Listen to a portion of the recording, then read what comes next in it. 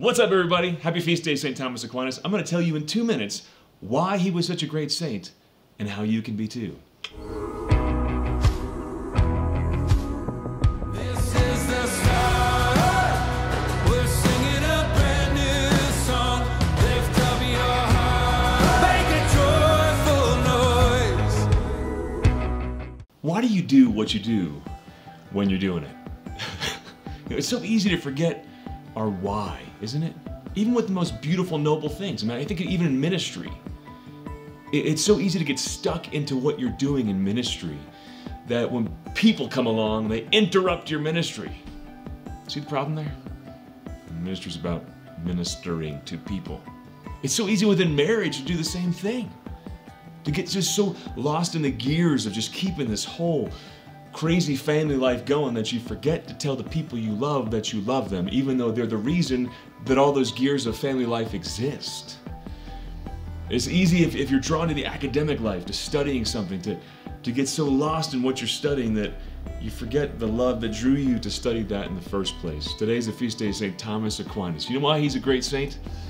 It's not because he's the smartest man in heaven, though arguably he is.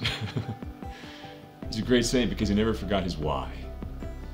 He never forgot why he was studying what he studied. And it wasn't just about the books that he was writing or the books he was reading. It was about the person he was drawn to write about. And that's why at the end of his life he got a vision of Jesus.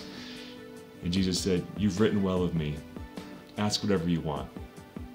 He said, "I only want you, Lord." He never lost his inspiration because he never lost his why.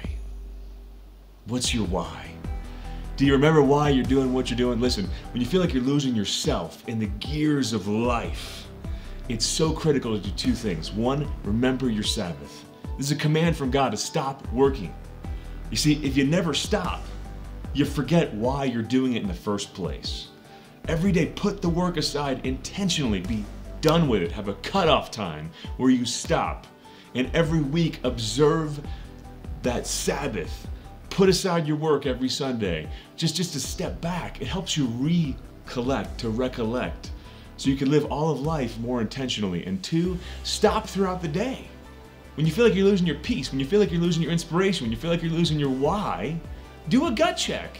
It's really as simple as owning your why and getting intentional about what you're doing and why you're doing it.